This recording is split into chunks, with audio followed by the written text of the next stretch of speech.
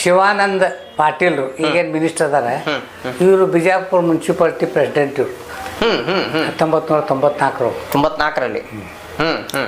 ನಾನು ಬಾಗಲಕೋಟೆ 4ನೇ ಸಲ ಆರಿಸಿ ಬಂದು ಕೌನ್ಸಿಲರ್. ನಂದು ಅವ್ರದ್ದು ಪರಿಚಯ ಇತ್ತು, ಅವ್ರು ಏನೂ ಇಲ್ಲಾರ್ದಾಗ. ಅವ್ರು ಹಿಂಗಾದ ನನಗೆ ಕರೆಸ್ತಿದ್ರು, ದಂಡ್ಯ ಬರ್ರಿ ಇದು ಏನು ಮಾಡೋನು ಅಂತೇಳಿ. ನಾ ಹೋಗಿ ಹೇಳ್ತಿದ್ದು ಏನು ಮಾಡ್ಬೇಕು ಕೇಳಂತೆ. ಅವಾಗ ಬಿಜಾಪುರ ನಗರದ ಬಗ್ಗೆ ನಾ ಹೇಳಿದೆ.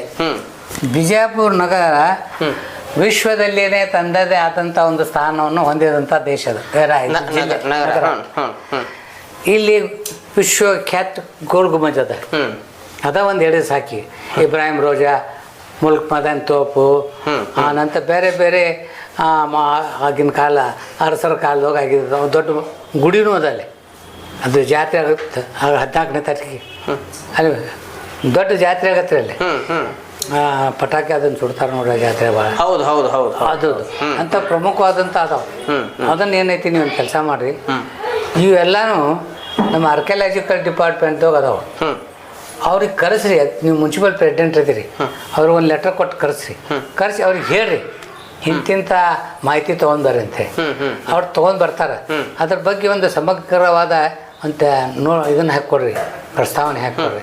ಅದನ್ನು ನೀವೇನು ಮಾಡಿರಿ, ಮುನ್ಸಿಪಲ್ ಕೌನ್ಸಿಲ್ದಾಗ ಇಡ್ರಿ. ಅದನ್ನು ಬಿಜಾಪುರ ಮುನ್ಸಿಪಾಲ್ಟಿ ಇರ್ತದ, ಕಾರ್ಪೊರೇಷನ್ ಇದ್ದಿದ್ದಿಲ್ಲ, ಕೊಟ್ಟು ರೆಗ್ಯುಲೇಷನ್ ಮಾಡಿ ನೀವು ರಾಜ್ಯ ಸರ್ಕಾರಕ್ಕೆ ಕಳಿಸ್ರಿ.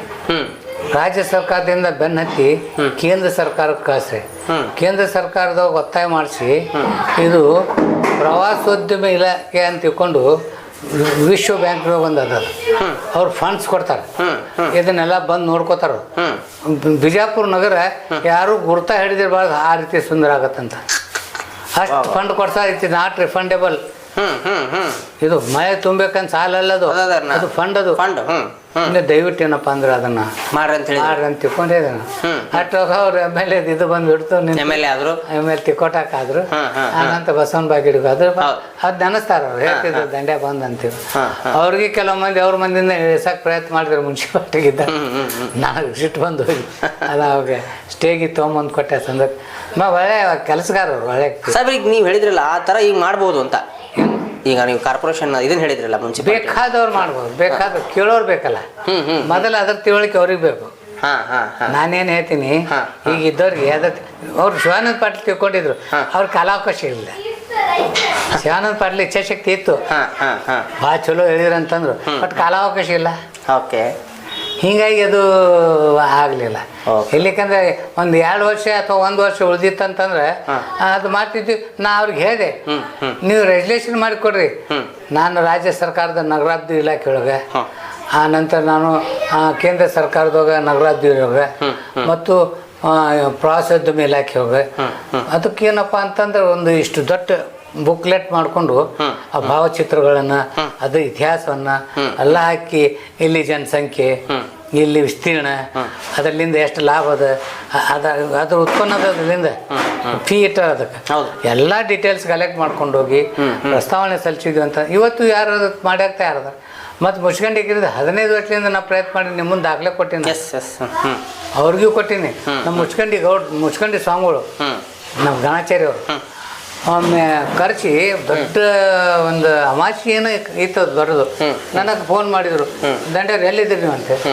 ಇಲ್ಲೇ ಹಳೆ ಊರಾಗಿದೆ, ಹಳೆ ಅದಿನ ಸರ್ ಇಲ್ಲೇ ಊರಾಗಂತ. ನೀವು ಲಘುನ ಗುಡಿಗೆ ಬರ್ತೀರಿ ಅಂತ. ನಾ ಗುಡಿಗೆ ಹೋಗಿದ್ದೆ ಭಾಳ. ಹೋದೆ ನಾನು ಗುಡಿಗೆ ಹೋದ್ಮೇಲೆ ಅವರು ನನ್ನ ಕಾಯಕತ್ತಿದ್ರು. ಸಾವಿರಾರು ಭಕ್ತಾದಿಗಳು ನಿಂತಾರ, ಕಟ್ಟಿ ಮೇಲೆ ನಿಂತಿದ್ರು.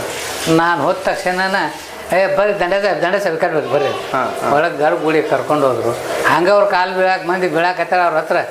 ಅವ್ರು ನೋಡ್ಲಾರ್ದು ಕರ್ಕೊಂಡು ಹೋದ್ರು. ಒಳಗಡೆ ಕರ್ಕೊಂಡು ಹೋಗಿ ಗುಡಿಯಾಗ ಕರ್ಕೊಂಡೋಗಿ ಶಾಲ್ ಹಾಕಿ ಅದು ಹೊರಗೆ ಕರ್ಕೊಂಬಂದು, ಇವತ್ತೇನು ನೀರು ಬೀಳಾಕತ್ತದಲ್ಲ ಕೆರಿಗೆ, ಇವರು ನೋಡ್ರಿ ಅದು ಕಾರಣ ಅಂತ ಹೇಳಿ ಅವರು ಲೆಟ್ರ್ ಹೆಡ್ ತೊಗೊಂಡು ನಾನು ಪತ್ರ ಕಾಯ್ಸೀನಿ DC ಅವ್ರಿಗೆ. ಅವ್ರದ್ದು ಲೆಟ್ರ್ ಹೆಡ್ ತೊಗೊಂಡು ಅವಾಗ ಇವ್ರು ಬಂದ್ರಿ, ನಮ್ಮ B. ಹರೀಶ್ ಗೌಡ್ರು ಅಂತ ತಿಳ್ಕೊಂಡು ಆಹಾರ ಮತ್ತು ನಾಗರಿಕ ಪೂರೈಕೆ ಕಾರ್ಯದರ್ಶಿ ಆಗಿದ್ರು, ಜಿಲ್ಲಾ ಇನ್ಚಾರ್ಜ್ ಇದ್ರು, ಇಲ್ಲಿ AC ಇದ್ರು ಬಾಗಲಕೋಟೆ. ಅವ್ರದ್ದು ಒಡನಾಟ ಭಾಳ ನಂದು. ಅವ್ರು ಬಂದೆ DC ಆಫೀಸ್ನಾಗ ಸಿಕ್ಬಿಟ್ರು. ಅರೇ ದಂಡ್ಯ 2 ದಿವಸ ಆತ್ರಿ, ನೀವು ಬರೋದಿಲ್ಲ ಏನ್ರಿ ಬೆಂಗಳೂರಿಗೆ ಹಂಗೆ ಅಂತ ತಿಳ್ಕೊಂಡು ಮಾತಾಡೋದು. ಇಲ್ಲ ಸರ ಬಂದಿರ್ತೀನಿ, ಬರ್ರಿ ಆಫೀಸಿಗೆ ಅಂತ ಹೇಳಿದ್ರು. ಸರ್ ಅದೊಂದು ಸ್ವಲ್ಪ ಕೆರೆ ಬಗ್ಗೆ ಹಿಂದಕ್ಕೂ ತಾವು ಮಾತಾಡಿದ್ದೆ. ಚಲೋ ನೆನಪು ಮಾಡಿದ್ರು ನೋಡಿ. ಅವಾಗ ಇವ್ರು ಇದ್ರು ಕೆಂಪಯ್ಯ ಯಾರ ಇದ್ರು, ಅವ್ರ ಜೋಡಿ ಅವ್ರು ಹೋದ್ರು ಅಲ್ಲಿ.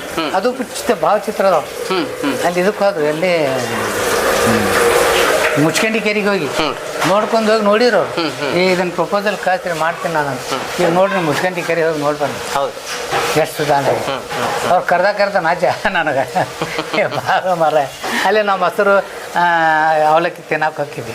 ಅವ್ರು ಏನೋ ಬ್ಯಾಸ್ಗೆ ಕರಿತಿದ್ರಿ, ಬರ್ರಿ ದಂಡ್ಯ ನಿಮ್ಮದವ್ರಿ ಹುಡುನ್ ಬರ್ರಿ ಮೊಸರು ಸೂಸ್ಲಾ ಮೊಸರು ಅವಲಕ್ಕಿ ಅದೆಲ್ಲ ಕೊಡ್ತಿದ್ದು ತಿಂತಿದ್ವಿ. ನನಗೆ ಇದು ಬೇಕಾಗಿಲ್ಲ ಅಂತಿದ್ದೆ ನಾನು. ನನಗಿದ್ದು ಇದು ನೋಡಕ್ಕೆ ಬರಬೇಕು ಜನ. ಇಲ್ಲೇ ಒಂದು ದೊಡ್ಡ ಗುಡಿ ಅದ, ಇಲ್ಲೇ 100 ಲಗ್ನ ಅಕ್ಕವ, ಇಲ್ಲೇ 1000 ಪ್ರವಾಸಿಗರು ಬರ್ತಾರೆ. ಇದು 1882 ಕಟ್ಟಿಸಿದಂಥ ಇದೊಂದು ಇದು ಏನು ಅಣೆಕಟ್ಟು. ಇದು ವಿಶ್ವವಿಖ್ಯಾತ ಇವೆಲ್ಲ. ಹೌದು ಹೌದು. ಇದು ಬಾಗಲಕೋಟೆಗೆ ಪೂರ ನೀರು ಕೊಡ್ತಿತ್ತು. ಇದು 1000 ಎಕರೆ ಜಮೀನು ಇತ್ತಿದ್ದು. 1000 ಎಕರೆ ಜಮೀನಪ್ಪ ಅಂತಂದ್ರೆ ನೀರು ಕಡಿಮೆ ಆದಂಗೆಲ್ಲ ಭೂಮಿ ಹಂಗ ಉಳಿತು. ಭೂಮಿ ಹಂಗ ಉಳ್ಕೊ ಕೆಲವು ಜನ ಉಳಿಕೆ ಮಾಡಕತ್ತಿದ್ರು. ನಂತರ ರಾಜ್ಯ ಸರ್ಕಾರಕ್ಕೆ ನಾವು ಮನವರಿಕೆ ಮಾಡ್ಕೊಂಡ್ವಿ. ಅದು ನೀರಂತೂ ಬರೋದಿಲ್ಲ, ಹಂಗ ಉಳಿತೈತಿದ್ದು. ಅವ್ರು ಉಳಿಕೆ ಮಾಡಕತ್ತಾರ. ಅವ್ರಿಗೆ ಹಕ್ಕುಪತ್ರ ಕೊಟ್ಟು ಬಿಡ್ರಿ ಅಂತೇಳಿ ಹಕ್ಕುಪತ್ರ ಕೊಟ್ರಿ. 718 ಎಕರೆ ಬಾಕಿ ಉಳಿದದು. 718 ಎಕರೆ ಬಾಕಿ ಉಳಿದದ. 718 ಎಕರೆ ಅದನ್ನ ಇದು ಮಾಡಿ ಸ್ವಚ್ಛ ಮಾಡ್ತಾರೆ. ಅದು ನಮ್ದೇನು ಅದ್ರೊಳಗಿಂದ ಇರುವಂಥ ಹೂಳು ತೆಗೀರಿ ಮೊದಲು. ಅದನ್ನ ತೆಗೆದಾಗ ಅದು ಅಂತರ್ಜಲ ಉಳಿತದ. ಅದ್ರ ಸುತ್ತಮುತ್ತ ಇರುವಂಥ ಇವು ಏನಪ್ಪ ಅಂತಂದ್ರೆ ಬೋರ್ವೆಲ್ಗಳು ಈಗೆಲ್ಲ ನೀರು ಬರ್ತದ, ರೀಚಾರ್ಜ್ ಹಾಕೋ. ಮತ್ತು ಇನ್ನೊಂದು ಏನಂತಂದ್ರೆ ನೀರು ಅಲ್ಲಿ ಸಂಗ್ರಹ ಆಗಲಿಕ್ಕೆ ಸಾಕಷ್ಟು ಅವಕಾಶಗಳಿದಾವೆ. ಅದು ಲಾಸ್ಟಕ್ಕೆ ಅದ ಎಲ್ಲ ನೀರು ಬಂದು ಕೂಡ್ತದಲ್ಲಿ. ಬೋಟಿಂಗ್ ಮಾಡ್ರಿ, ಅಲ್ಲೊಂದು ಮಕ್ಕಳಿಗೆ ಆಡಲಿಕ್ಕೆ. ಇಲ್ಲಿ ಏನೂ ಇಲ್ಲ. ವನ್ಯ ಭೋಜನ ಮಾಡ್ತೀವಿ ಅಂತೀವಿ ನಾವು. ವನ್ಯ ಭೋಜನ ಎಲ್ಲಿ ಮಾಡೋಕೆ ಇಲ್ಲಿ ವನವಾಸ ಭೋಜನ ಐತಿ ಇಲ್ಲಿ. ಅದಕ್ಕೇನೈತಿ ಮಾಡ್ರಿ ಅಂತೀವಿ ನಾಳೆ. ಅದು ಆಗೈತೆ, ಡೆವಲಪ್ ಆಗೈತೆ. ಹೋಗಿ ನೋಡ್ಕೊಂಡು ಬಂದು ಒಮ್ಮೆ ದಯವಿಟ್ಟು. Thank you very much. ಧನ್ಯವಾದ. ನಮಸ್ಕಾರ. ಧನ್ಯವಾದ.